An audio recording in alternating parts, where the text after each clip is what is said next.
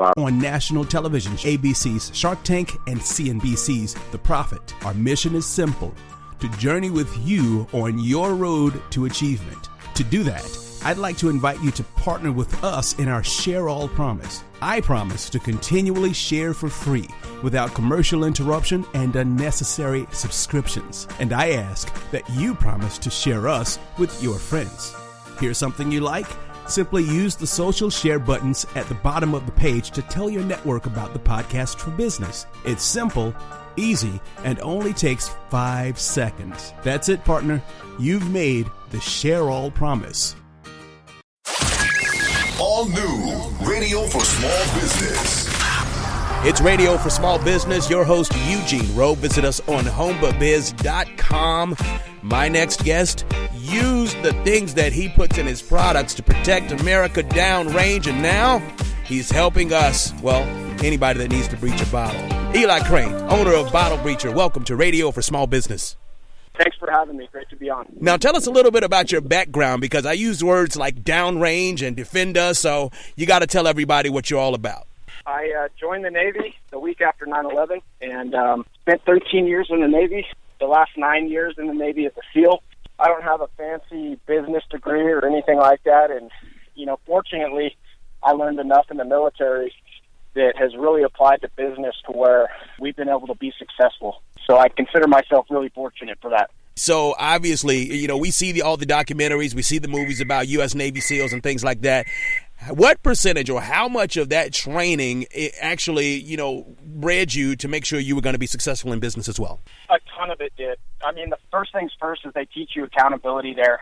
A lot of us think that we're grown up and mature, and then you get into a pressure cooker like SEAL training, and you realize that, I'm really not as mature as I thought I was. They teach you right off the bat that excuses don't mean anything. We don't want to hear your excuses. We don't care why you're late.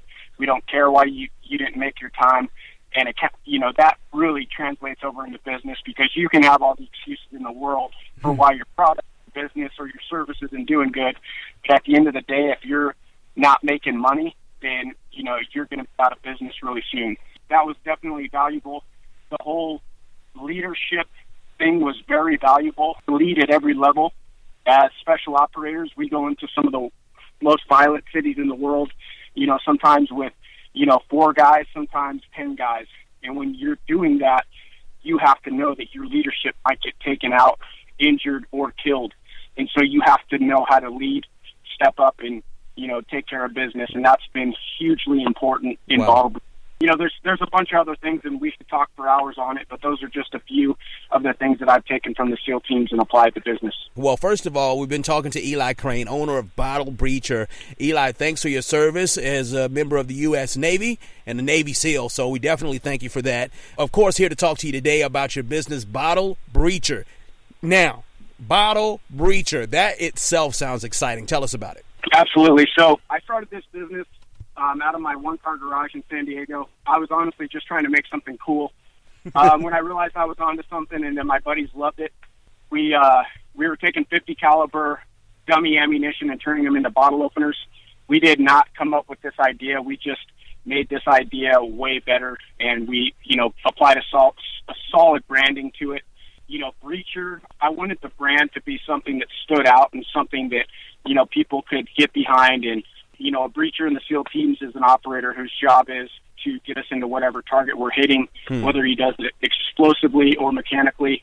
And so, I knew you had to get into that bottle of suds somehow, so why not breach it? So Bottle Breacher got a nice ring to it, and, we've found that people, have really gotten behind our Made in the USA, better known brand. That's right. Now, most of the product is actually made by U.S. veterans and U.S. citizens, right? Yeah, so we have, it's just to be completely upfront, we're not, our business isn't completely operated by veterans. We hire as many as we can. Gotcha. Right now we have 7 working for us. And so, we're pretty proud of that fact. And all of our products are made right here in the USA, and we're extremely proud of that. That's pretty awesome. In fact, I know that went over well when you were on ABC's Shark Tank, right? And you were on there pitching capital. A lot of people think that show is just about a game show, but in essence, you were raising capital for your business. Can you talk about the mentality, the thought process that took you up to deciding to do that show? Well, anybody that would sit there and watch a Shark Tank and think that it's just a reality TV show, first of all, I'll say this. We were projecting $800,000 in sales in 2014 before the Shark Tank. After the Shark Tank, we did over $5 million. So if people don't think that it's a real show and that it adds real value, then you're sadly mistaken, first of all. Secondly, it's been, I didn't really go on the Shark Tank seeking money, even though money is great. It can infuse your business. What I really wanted was I wanted tactical partners that could get me in the doors that would take me 4 to 5 years to get into myself. And, guys that could help guide and mentor us along the way. And that's what I was really seeking. Along with it, you get, obviously, we got $150,000, 75 from Mark Cuban, 75 from Kevin O'Leary. But the other thing that you get is the exposure of the Shark Tank. And, that show is rerun constantly in the United States, all over the world. And every time it gets rerun, we see a spike in sales. So it's been amazing. That's pretty awesome. We've been talking, and we're still talking to Eli Crane of Bottle Breacher, and I know we're talking about your experience on the Shark Tank. Millions of dollars of sales immediately after the show. So not only did you raise capital, but there's how many millions of dollars in just marketing that you get for your business, whether you get a deal or not.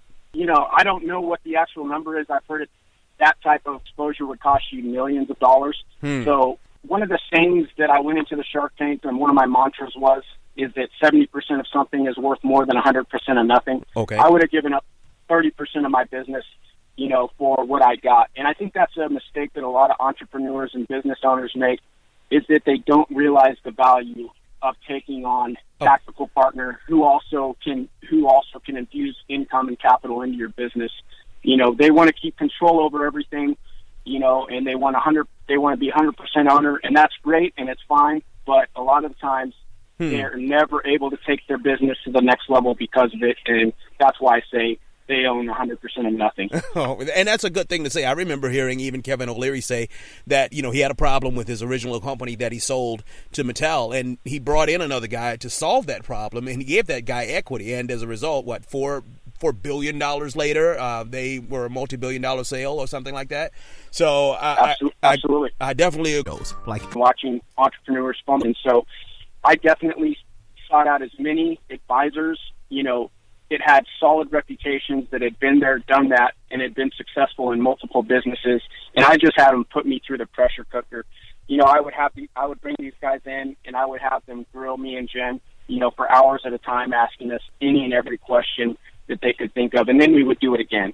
Wow. And, that was so important to our success on Shark Tank because, you see about probably 8 or 9 minutes of it on television, but what you don't realize is that me and Jen were in the tank for an hour and 20 minutes getting grilled. So, so you better know your stuff. You better be ready. And that doesn't mean you have to know the answer to every question. These guys understand it. Hell, I was in the Navy at the time. They know that I wasn't some seasoned entrepreneur with, 5 successful businesses and 20 years under my belt. But they knew that we knew what we were talking about. They knew that our sales were solid, and they knew that we weren't going to run from adversity. And I think that's so important because when you do a deal, when you make an investment, only half of that investment should be on the product or the service or the business itself. The other half of that investment and deal should be based on the warm and fuzzy you get on the people behind it. And that's what I wanted the Sharks to understand, that Jen and I had faced a lot of adversity. And when we faced it, we didn't run for the hills. We fought strong, and we had to. After the Shark Tank, we had a 3-month back order. We had, for sure a customer service problem because, we did $1 million in sales in the first week. So you don't go from manufacturing your own product and making 130 units on a good day to having to make 1,500 to 2,000 on the next day and not have any issues. That just doesn't happen. Wow. And so, we were, thankfully as a company, we were able to get through that. We rallied around one another. We thought outside the box. We brought in new innovation. and, we solved the problem. And because of it, we're still in business today. Well said. Eli Crane, owner of the Bottle Breacher. Where can listeners pick it up? Go to bottlebreacher.com. All of our products are right there. They're all made in the USA. We support a lot of veteran nonprofits. I couldn't be any happier to do what I do on a daily basis. Thanks for your time, man. I really appreciate it. Oh, we appreciate you. We appreciate your service. Eli Crane, owner of Bottle Breacher. Thanks for taking your time out on homebubiz.com. Thank you. Connect, capitalize, go.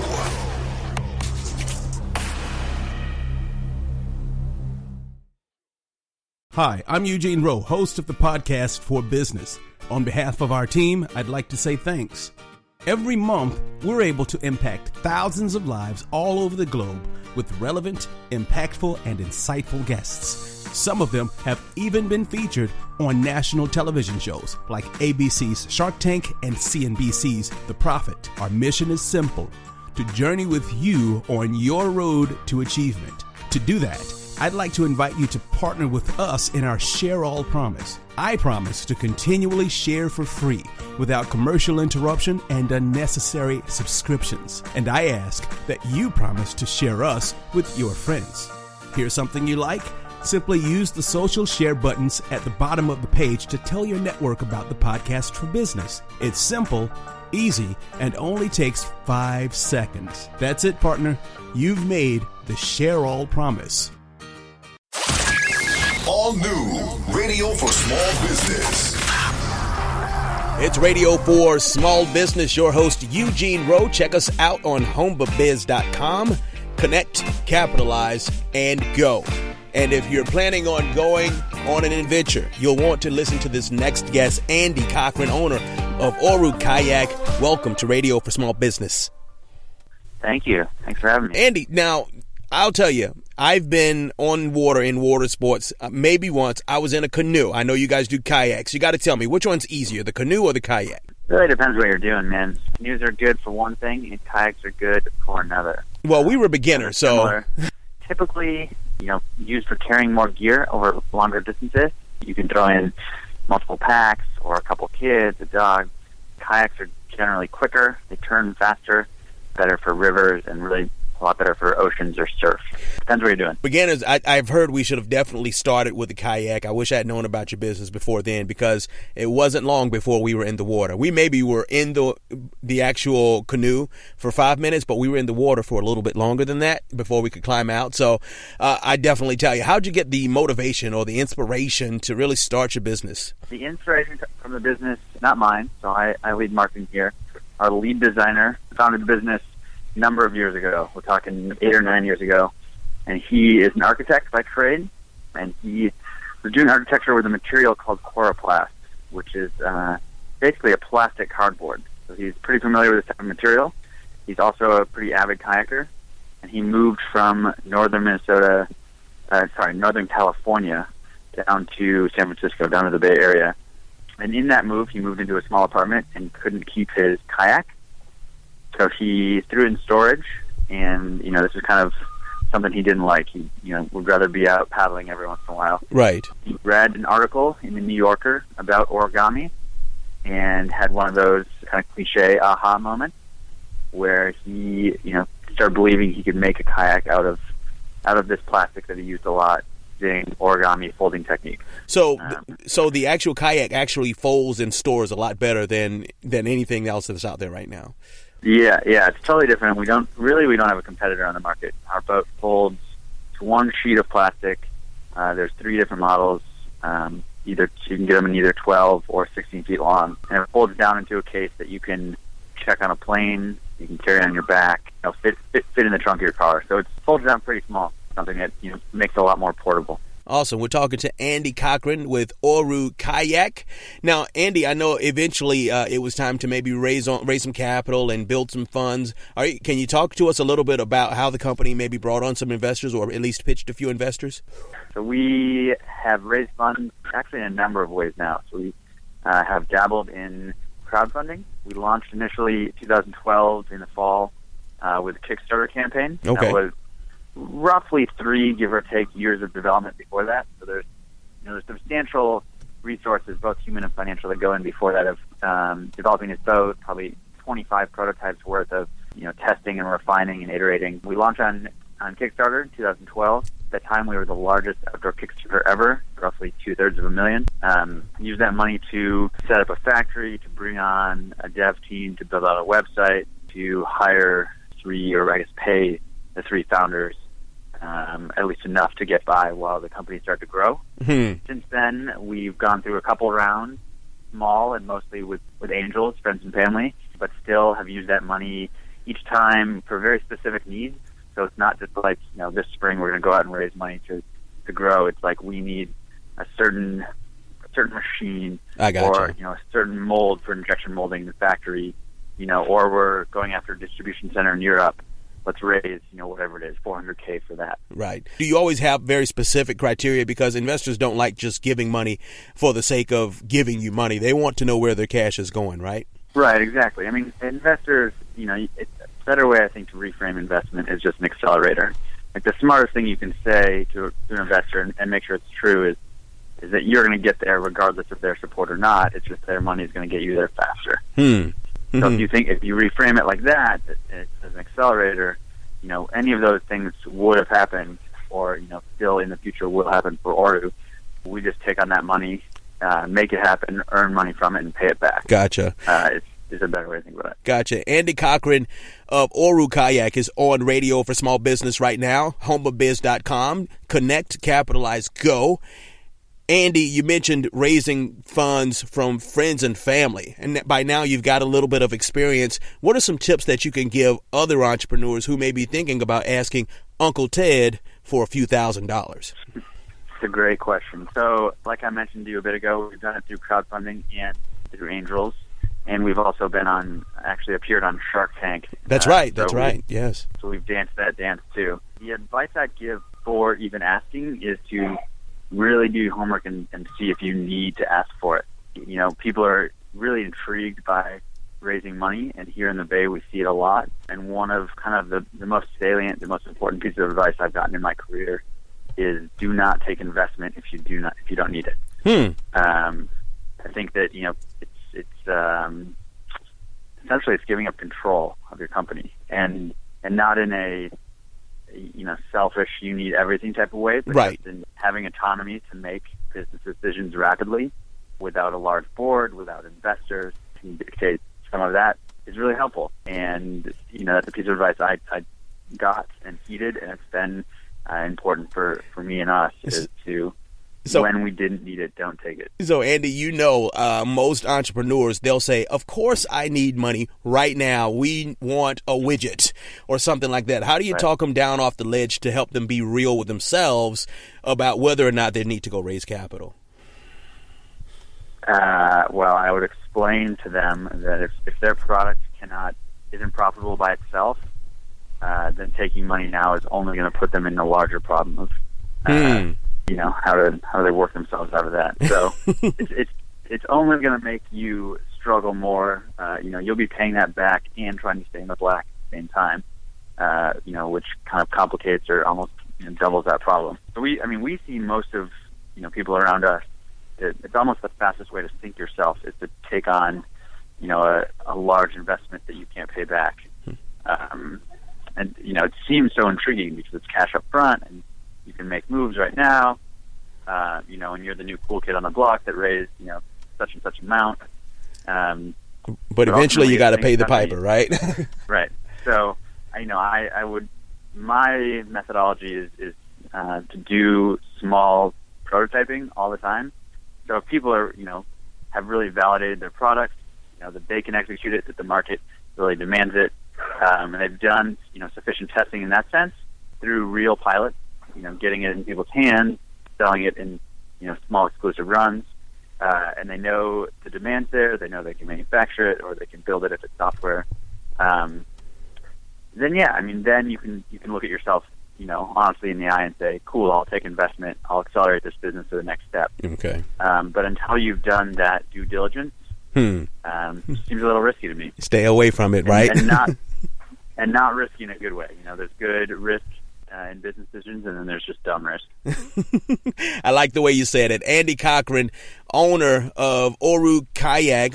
What's the website? Give the listeners the website. The website is orukayak.com. That's O-R-U and kayak, which is spelled Kayak.com. Andy Cochran, Oru Kayak. Thanks for taking your time out here on HomeBaBiz.com. Connect, capitalize, go.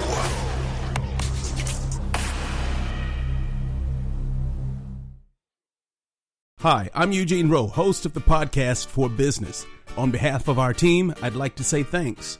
Every month, we're able to impact thousands of lives all over the globe with relevant, impactful, and insightful guests. Some of them have even been featured on national television shows like ABC's Shark Tank and CNBC's The Profit. Our mission is simple: to journey with you on your road to achievement. To do that, I'd like to invite you to partner with us in our Share All promise. I promise to continually share for free without commercial interruption and unnecessary subscriptions. And I ask that you promise to share us with your friends.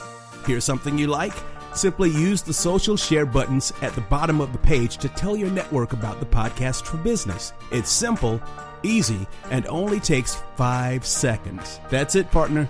You've made the Share All promise. All new Radio for Small Business. It's Radio for Small Business on HomeBaBiz.com. My next guest is probably the smartest one I've ever talked to, okay? Mark Melney with Melney Connectors. I've got to tell you right now, welcome to the show, and you're definitely smarter than me, okay? Yeah, I'm not going to bet on that, but go ahead. I would bet on it. So tell us a little bit about Melney Connectors and the great things that you all do. We are in the essence of an invention company. I started this company about 5-6 years ago. My invention, I had this invention in 2007, 2008, patented it, and received our patent in 13 months. So we had an issued patent, which was probably one of the fastest patents, ever. Wow. It was Is that unusual to get a patent that quick? No, not at all. Matter of fact, in 2010, we went to Boise, Idaho, and we participated in what they call the Tech Launch 7. It was the Entrepreneur of the Year / Inventor of the Year, and we won that contest. When we did, it opened up the door for a lot of things. Looking at our company just as an invention company. Wow. And so the nature of my invention is it's really disruptive. It's the electrical industry has been going on for 60, 70 years doing the same type of connections between their cables and their wires, and you know what that is. Would be a crimp, and you saw it on the show. It's a regular piece of pipe that you take a very heavy pair of pliers, you squeeze it down, that pipe squeezes down on top of the conductors, and that gives you your connection between two cables. Yeah, that's the standard crimp.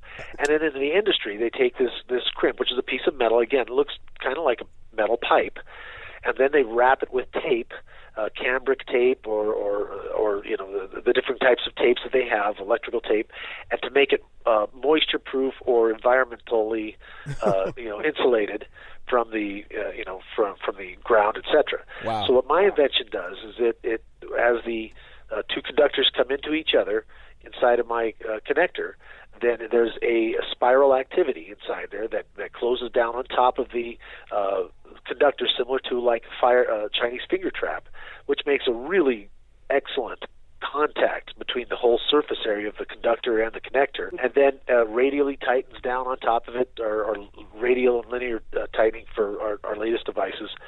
And then once those are tightened down on there, you have a hell of a connector. Sorry for that, but that's the way it is. It's okay. So we're talking to Mark Melney with Melney Connectors, a wonderful invention company. You've seen him on ABC Shark Tank. Mark, you mentioned that the current electric industry, basically they're using a piece of metal and some tape. I mean, if I'd known this, I could be rich, because half the appliances in my house used to be like that. Okay?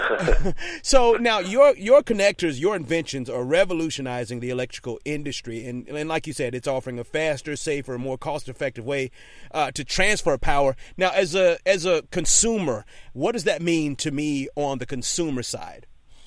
We are going right now. We're concentrating on our commercial activities.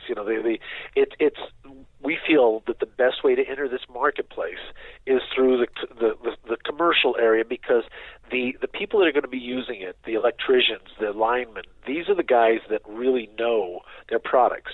When it gets into their hands and you start, it's going to be kind of the trickle-down effect, where the professionals are saying, okay, this is the right way to go, and then it's going to go towards the residential and the home market. The very first device, just to give you an idea of the simplicity for making the connector with the Melney connector, as opposed to a standard 4-aught, what I described before, the 4-aught crimp, that you have to use these huge, crimpers or whatever to do. My wife, Mary, she made the very first 4-aught connection with a Melney connector, using a pair of pliers, tightening it down, and then tightening down the end caps, which allow the insulator to be a part of the connector, so that it literally has a positive rejection of moisture and environment and stuff like that. So that gives you an idea how it will start going towards the residential. So as it gets picked up more commercially, eventually I, as a consumer, will be able to see some benefit. Well, I won't see it probably, but I'll get the benefit of it, right?